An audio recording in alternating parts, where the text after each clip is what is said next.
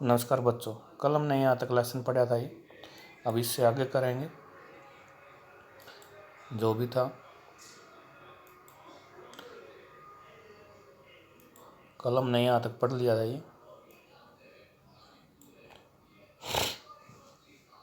अब इससे आगे देखो, खनन के जो जोखिम है, यानी कि खदानों के अंदर जो खनन है, खुदाई का जो काम है, वो किस प्रकार से अहितकर है, किस प्रकार से हानिकारक है। खदानों में काम करने वाले लोग श्रमिक लगातार धूल और हानिकारक धुएं में सांस लेते हुए फेफड़े संबंधी बीमारियों के शिकार हो जाते हैं। खदानों की छतों को गिरने, सैलाब आने यानी कि पानी भर जाने के कारण, कोयले खदानों में आग लगने आदि खतरे खदान श्रमिकों के लिए स्थायी हैं। खदान क्षेत्रों में खनन के कारण जल स्रोत संदूषित हो जाते हैं, यानी कि जो पानी के स्रोत हैं वो प्रदूषित हो जाते हैं। अवशिष्ट पदार्थों और खनिज तरल के मलबे के खत्ता लगाने से भूमि और मिट्टी का अवक्षय होता है और सरिताओं तथा नदियों का प्रदूषण बढ़ता है। यानी कि उसने बताया ना भाई क्या क्या नुकसान है खदानों के खनन के। फेफड़े, जो श्रमिक है वहाँ पर मजदूर हैं, उनके क्या फेफड़े संबंधी बीमारियाँ पैदा हो जाती हैं। छत गिरने से वहाँ पर कोई भी घटना घट सकती है। पानी बाढ़ आने से या पानी आने से, उन खदानों में पानी बढ़ने से मजदूरों की मौत तक हो जाती है। और उसके बाद जो जल स्रोत हैं उनके अंदर भी क्या है, प्रदूषण बढ़ता चला जाता है। इसके बाद देखो, ये जो अखबार की कटिंग है इसके अंदर ये बताया गया भाई किस प्रकार से जारिया की जो खदान थे उसको किस तरह से बदला गया।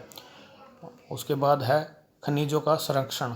खनिजों का संरक्षण, संरक्षण क्यों आवश्यक है, यानी कि ये संरक्षण क्या होता है, किसी भी खनिज की या किसी वस्तु की हमें रक्षा करना, उनको बचा कर रखना अगली पीढ़ियों के लिए। और खनिजों का संरक्षण जरूरी क्यों है, क्योंकि खनिज हमारे सीमित मात्रा में हैं, उनका हम ज़्यादातर लगातार उपयोग करने के कारण वो घटते जा रहे हैं और आने वाली पीढ़ियों के लिए एक समस्या का विषय बनाएगा। और इसी चीज़ को रोकने के लिए हमें इन खनिजों का संरक्षण करना जरूरी है। हमें उपयोग भी करना है और उनके साथ साथ क्या है, उन खनिजों को बचा कर भी रखना है। हम सभी उद्योग कृषि के खनिज निक्षेपों और उनमें विनिर्मित पदार्थों पर भारी निर्भरता सुप्रेक्षित है। खनन योग्य निक्षेप कुल राशि असार्थक अंश है। कहने का मतलब है क्या है, वो कुछ 1% है, भू प्रॉपर्टी का एक भाग। जिस खनिज संसाधनों का निर्माण और संसाधन लाखों वर्ष लगे हैं, हम उनका शीघ्रता से उपयोग कर रहे हैं। खनिज निर्माण की भूगर्भिक प्रक्रियाएं इतनी धीमी है कि उनके वर्तमान उपयोग की दर की तुलना में उन्हें पुनः बढ़ने की दर अपरिमित रूप से थोड़ी है। इसलिए खनिज संसाधन में सीमित और अनवीकरण योग्य है। इनका कहने का मतलब क्या है, जिस स्पीड से हम इन संसाधनों को उपयोग कर रहे हैं, उनके संसाधनों को उपयोग करने के कारण से उनकी बढ़ने की प्रक्रिया में लाखों वर्ष लग जाते हैं। इसी कारण से वो क्या है, धीरे धीरे समाप्त होते जा रहे हैं। इसलिए खनिज संसाधन सीमित और अनवीकरणीय योग्य है और समृद्ध खनिज निक्षेप हमारे देश और अत्यधिक मूल्यवान संपत्ति है, लेकिन ये अल्पजीवी है। अयस्कों की सतत उत्खनन से लागत बढ़ती है, क्योंकि खनिजों के उत्खनन की गहराई बढ़ने के साथ उनकी गुणवत्ता गिरती जाती है। यानी कि जैसे जैसे खनिजों को हम और गहराई में खोदते चले जाएंगे तो उनकी जो क्वालिटी है वो कमज़ोर हो चल जाती है, यानी कम क्वालिटी की चीज़ें मिलनी शुरू हो जाती हैं जो खनन से अत्यधिक खनन। आपने खनिज संसाधनों को सुनियोजित और सतत पोषणीय ढंग से प्रयोग करने के लिए तालमेल युक्त प्रयास करना चाहिए। सतत पोषणीय एक शब्द आया बेटे, ये सतत पोषणीय विकास या सतत पोषणीय ढंग, ये क्वेश्चन बार बार बनता है। सतत पोषणीय विकास क्या है? सतत पोषणीय विकास वो है, हम जो परंपरागत जो वस्तुएं हैं, जो खनिज है, हम उनका उपयोग भी करते रहें और साथ में क्या हम पर्यावरण को भी बचाएं, उनको नुकसान पहुंचाए बिना हम ज़्यादा से ज़्यादा आगे विकास करता रहे। तालमेल युक्त प्रयास करना, निम्न कोटि के अयस्कों का कम लागतों पर प्रयोग करने के लिए उन्नत प्रौद्योगिकियों का सतत विकास करते रहना।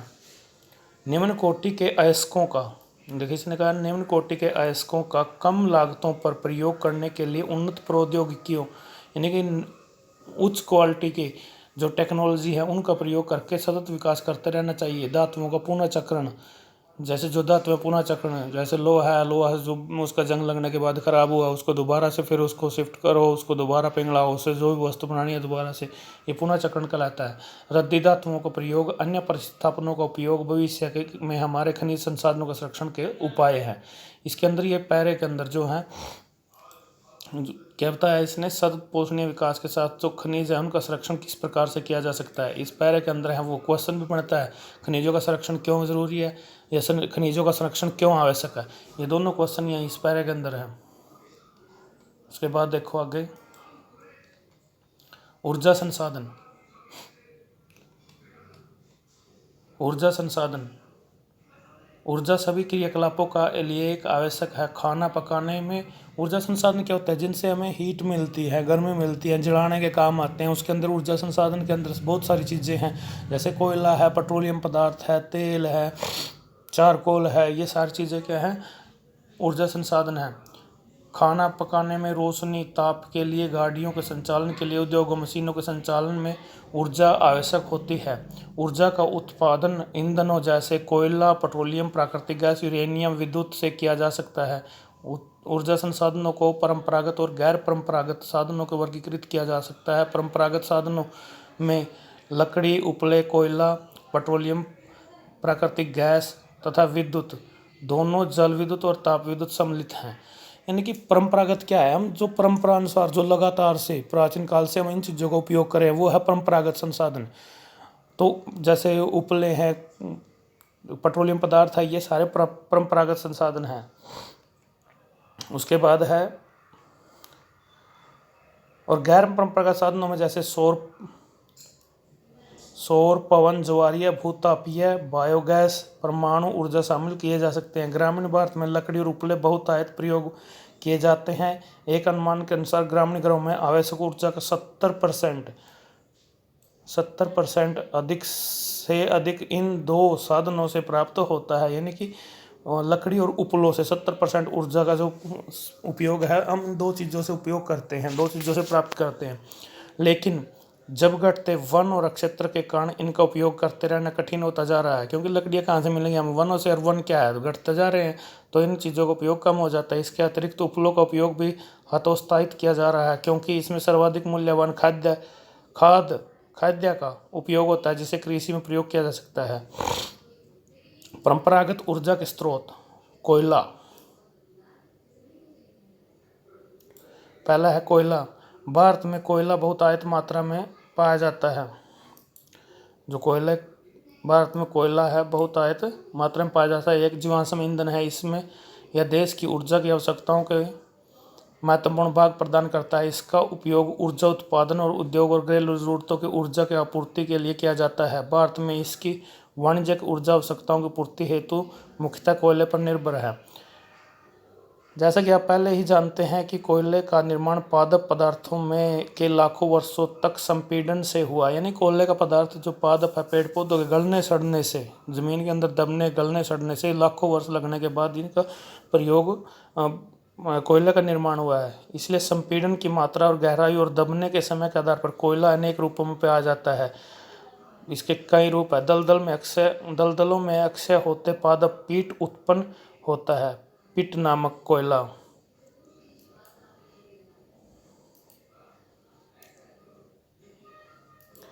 पिट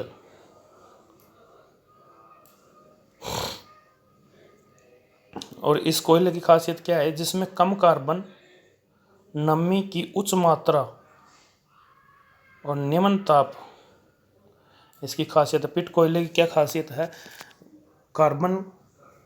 कम कार्बन, नमी की उच्च मात्रा और निम्न ताप की क्षमता। लिग्नाइट दूसरा कोयला है, दूसरे प्रकार का कोयला है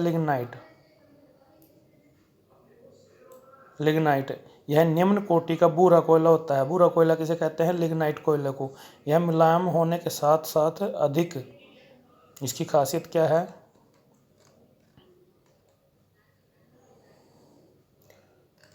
मुलायम होने के साथ साथ नमी युक्त होता है। लिग्नाइट कोयला मुलायम होने के साथ साथ एक सफ़ेद कोयला, लेकिन मुलायम होने के साथ साथ यह एक नमी युक्त कोयला है। लिग्नाइट की प्रमुख भंडार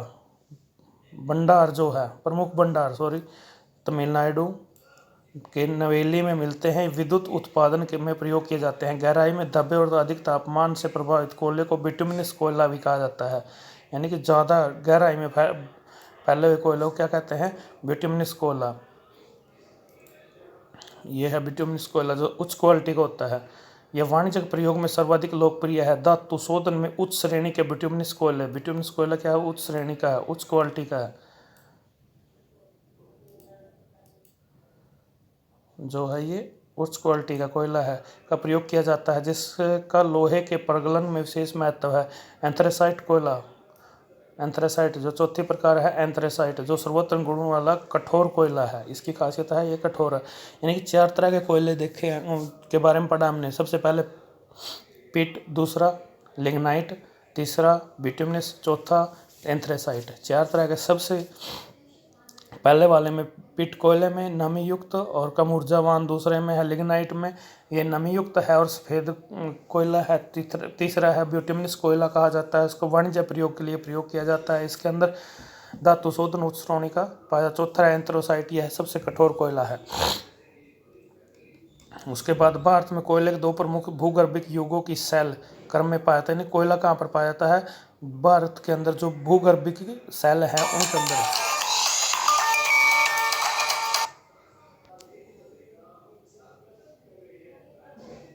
भारत में कोयले के 2 प्रमुख भूगर्भिक सेल में पाया जाता है। एक गोंडवाना सेल है जिसकी आयु 200 लाख वर्ष पूर्व से भी अधिक है, और दूसरी है टर्शियरी निक्षेप जो लगभग 55 लाख वर्ष पुराने हैं। गोंडवाना कोयले जो धातु शोधन कोयला है के प्रमुख संसाधन दामोदर घाटी, यानी कि ये पश्चिम बंगाल और झारखंड, झारिया, रानीगंज, बोकारो में स्थित हैं। ये नोट करने हैं बेटे, आपने मैप में भी करवाऊंगा मैं इस लेसन के खत्म होते हुए।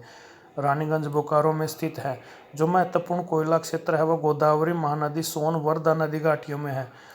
जो महत्वपूर्ण कोयला है जो सोन नदी, इन नदियों घाटे पाए जाते हैं।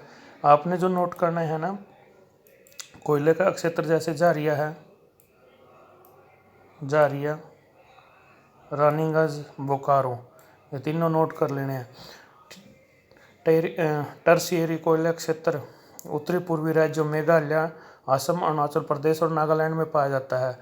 यह समन रहे कोयला स्थूल पदार्थ है जिसका प्रयोग करने पर भार घटता है क्योंकि यह राख में परिवर्तित हो जाता है। इसी कारण से भारी उद्योग और ताप विद्युत गृह कोयला क्षेत्र उनके निकट ही स्थापित किए जाते हैं। यानी कि इसके अंदर क्या वजन, जैसे जैसे हम इसको निकालेंगे तो इसका वजन ज़्यादा होगा, मगर जब इसका जलने के बाद, ऊर्जा देने के बाद क्या है, इसका वजन कम होता जाता है और कम होने के कारण से यह राख हो जाती है। और इसी कारण से इसके आसपास जो विद्युत क्षेत्र हैं या जो कोई भी दूसरे भारी उद्योग हैं वो इसी कारण से इसके आसपास लगाए जाते हैं। दूसरा है ऊर्जा संसाधन पेट्रोलियम।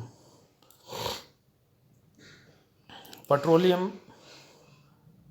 भारत में कोयले के पश्चात ऊर्जा का दूसरा प्रमुख साधन पेट्रोलियम का खनिज तेल है। यह ताप प्रकाश के लिए, ईंधन, मशीनों के संनेहक के लिए, अनेक विनिर्माण उद्योगों के लिए प्रयोग किया जाता है, को कच्चा माल प्रदान करता है। तेल शोधनशालाएं संश्लेषित वस्त्र, उर्वरक और असंख्य रसायन उद्योगों में एक नोडीय बिंदु का काम करता है। यानी कि इसका उपयोग क्या है?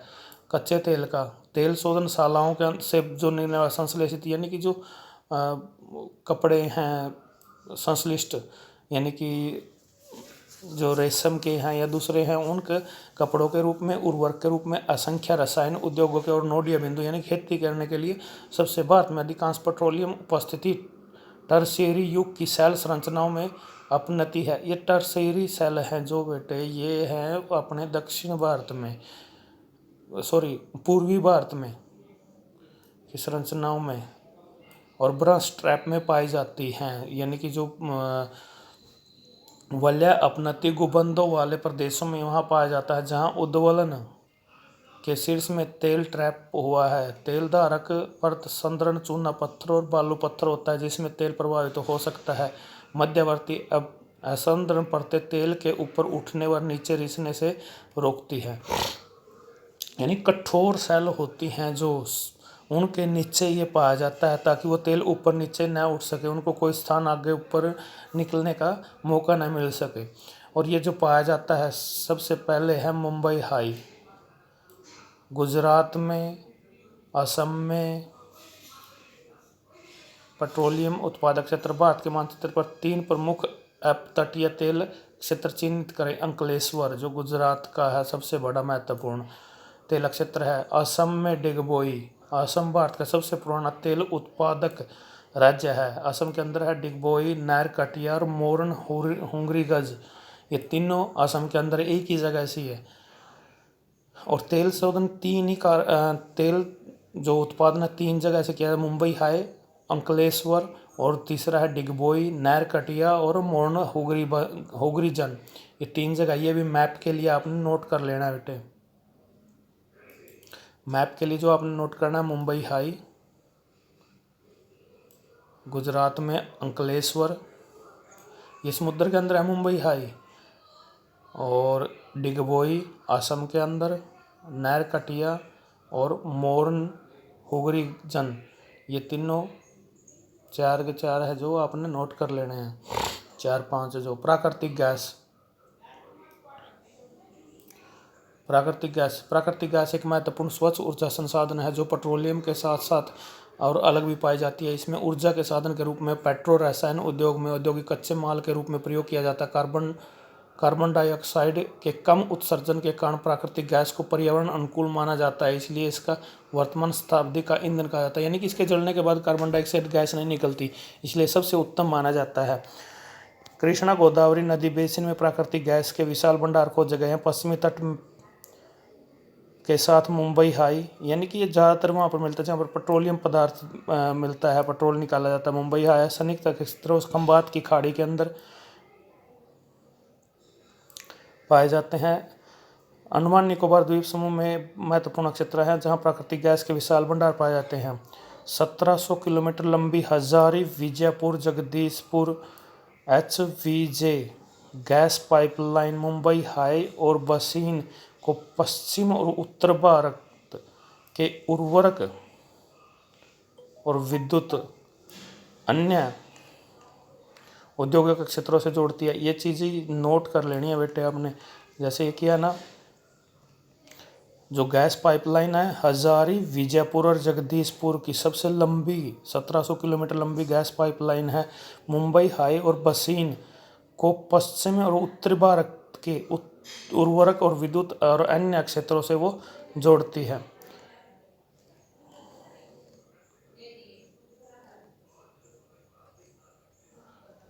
इस धमनी से भारत के गैस उत्पादन में संयोग मिला है। यानी कि धमनी क्या है, जैसे धमनी और सिरा शरीर के अंदर होती है ना, इसलिए भारत की जो गैस की धमनी है जो हमें गैस पहुंचाती है, तो इसको गैस की धमनी कहा जाता है।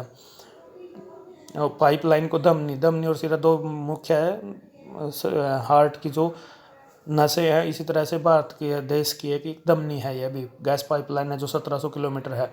गाड़ियों का तरल ईंधन संपीड़ित गैस CNG फुल फॉर्म आती है ये बेटे LPG की, CNG की, द्रवित पेट्रोलियम गैस जो LPG है, और CNG संपीड़ित प्राकृतिक गैस।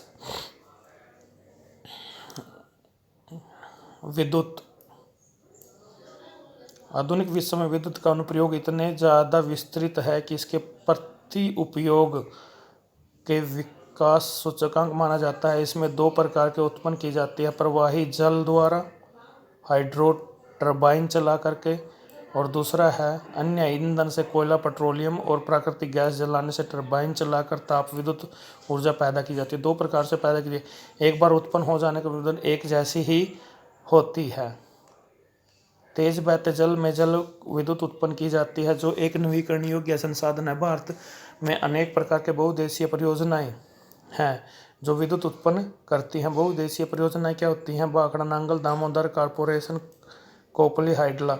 बहुउद्देशीय परियोजनाएं वो होती हैं बेटे, उनके अंदर विद्युत संचालन के लिए विद्युत बनाने के साथ साथ अन्य परियोजनाओं को भी प्रोजेक्ट में रखा जाता है। जैसे मछली पालन व आसपास के लोगों को सिंचाई के लिए और बड़े बड़े बांध बनाए जाते हैं और उन बांधों से बिजली बनाई जाती है। यानी कि एक बांध बनाने से कई परियोजनाएं लागू की जाती है। ताप विद्युत कोयला, पेट्रोलियम और प्राकृतिक गैस के प्रयोग से उत्पन्न हो जाती है। ताप विद्युत गृह अनवीकरणीय योग्य जीवाश्म ईंधन का प्रयोग कर विद्युत उत्पन्न करते हैं। दूसरा है ताप विद्युत ऊर्जा। तो इसके अंदर कोयले का, पेट्रोलियम गैस का, यूरेनियम का, इनका उपयोग करके उसको बनाया जाता है, जो एक बार यूज होने के बाद उनको नवीकरणीय नहीं है।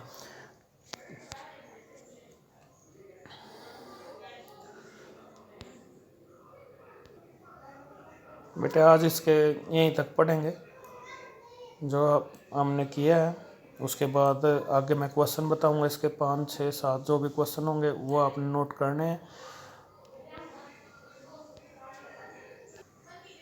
कल 8 क्वेश्चन दिए थे, 8 से आगे 9, 10, 11, 12, 13, 14, 15 और 16।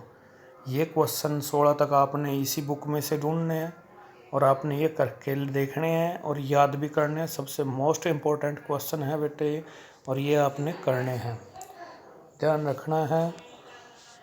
ये सारे क्वेश्चन इम्पोर्टेंट है। 9वां, 10वां, 11वां, 12वां, 13वां, 14वां, 15वां, 16वां।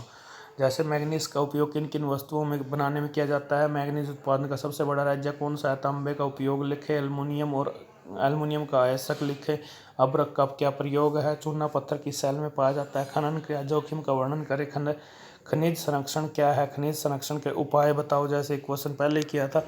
ये सारे इंपॉर्टेंट हैं, तो ध्यान रखना है, सभी ने ध्यानपूर्वक ये करने हैं। Thank you, have a nice day.